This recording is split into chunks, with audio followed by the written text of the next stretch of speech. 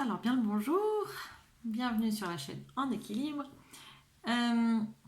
J'avais envie de faire juste cette petite capsule parce que le 31 octobre, il y a une lune dite bleue. Et cette lune dite bleue, c'est en fait la deuxième pleine lune dans le même mois. Donc on a eu une pleine lune le 1er octobre et on en a une le 31. C'est pas quelque chose qui arrive si fréquemment que cela. Et d'ailleurs, le petit surnom qu'on lui donne aussi, c'est la lune des miracles.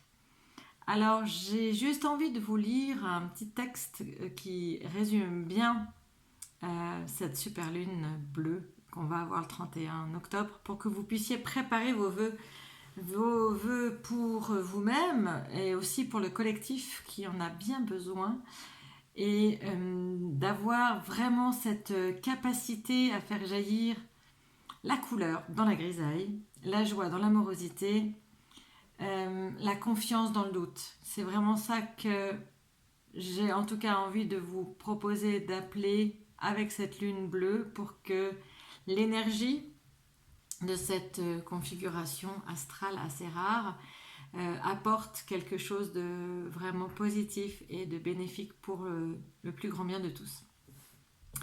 Ce texte, je l'ai extrait de l'oracle de la lune, qui est un oracle vraiment magnifique avec lequel j'aime bien travailler. Donc, voilà ce que cela dit. J'ai confiance en moi et en la vie. Dans les anciens almanachs, la troisième pleine lune d'une saison était appelée lune bleue. C'est l'occurrence de deux pleines lunes dans le même mois civil. La lune bleue est un phénomène rare qui a inspiré l'expression de la lune des miracles, comme je vous le disais. La meilleure façon d'exploiter l'énergie de cette pleine lune, c'est de se concentrer sur une intention, de quelque chose qu'on désire, qu'on veut vraiment.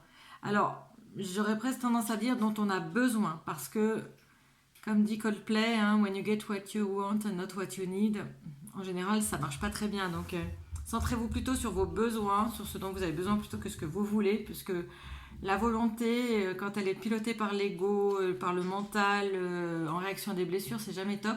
Par contre, si on est en introspection puis qu'on arrive à être en connexion avec son cœur, là, on va avoir vraiment une bonne conscience de ce dont on a besoin et le demander.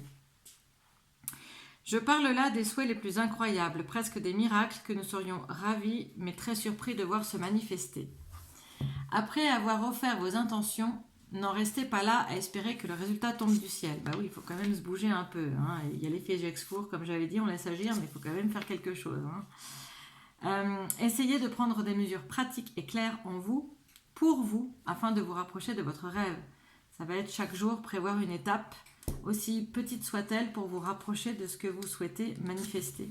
Ça peut être de faire votre tableau de visualisation créatrice, ça peut être de méditer, ça peut être de vous faire un programme de mantra à répéter pendant 21 jours. Voilà. Aussi lointain qu'il semble être, et ainsi aider l'univers dans sa manifestation. Donc je reprends la phrase parce que là j'ai l'impression que c'est pas clair. Essayez de prendre des mesures pratiques et claires pour vous rapprocher de votre rêve, aussi lointain qu'il semble être, et ainsi aider l'univers dans sa manifestation. Ouais, là c'est plus clair. Certains d'entre nous aiment les surprises, d'autres pas, mais je pense que quiconque puisse traverser la vie sans que parfois l'inattendu ne surgisse. Je ne pense pas que quiconque puisse traverser la vie sans que l'inattendu ne surgisse. J'ai de la peine à lire ce soir, je sais pas pourquoi. Même si certaines professions telles que l'armée, la médecine tentent de tout planifier à l'avance et de prévenir ce qui pourrait mal tourner, la vie saura toujours trouver le moyen de déjouer le plus minutieux des plans. C'est ça la vie. Bien qu'il soit important pour nous de savoir où, comment, pourquoi nous suivons un chemin particulier, nous devrions toujours faire de la place pour l'inattendu et y être prêts. Alors, si avec ce qu'on vit en ce moment au niveau global, mondial, c'est pas un appel du pied à effectivement accueillir l'inattendu et en même temps laisser de l'espace pour l'accueillir en fait. Alors là, je sais pas ce qu'il nous faut de plus.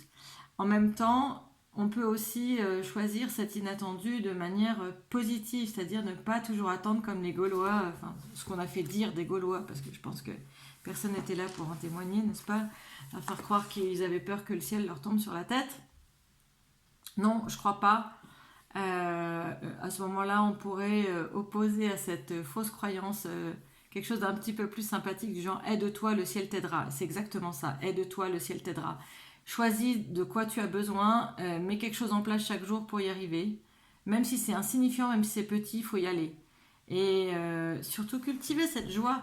Donc, vous pouvez écrire une lettre, vous pouvez trouver tout un tas de choses pour utiliser l'énergie de cette lune bleue du 31 octobre, qui, comme par hasard, correspond aussi alors non pas Halloween, hein, mais au Nouvel An celte. Voilà, Nouvel An celte. Parce que à la base, le Nouvel An celte, c'était le seul moment de l'année où les défunts pouvaient entrer en contact avec les vivants, donc les vivants en avaient assez peur. C'est pour ça qu'ils se grimaient, qu'ils se faisaient une soirée bien arrosée, etc. Mais l'objectif, c'était aussi d'avoir un feu allumé et que chaque foyer reprenne la braise bénie par les druides pour l'année à venir. Donc c'était un changement d'année, un changement de cap, un changement d'énergie, avec une phase d'introspection puisqu'on était en plein hiver. Avant le solstice, en fait, c'est une phase d'introspection pour se préparer à réaccueillir le soleil et les moissons, etc., etc., dans le cycle de la nature. Donc c'était pas seulement un truc pour bouffer des bonbons, etc. Bref. Donc juste pour vous dire, si vous arrivez à profiter de l'énergie de cette pleine lune bleue du 31 octobre, qui est vraiment un événement assez rare, qui arrive assez peu souvent, eh bien, ne vous en privez pas, allez-y, mettez des belles intentions positives pour vous, ceux que vous aimez et la planète, et toujours pour le plus grand bien de tous. Voilà, dans la joie et la bonne humeur. Je vous embrasse. Ciao, ciao.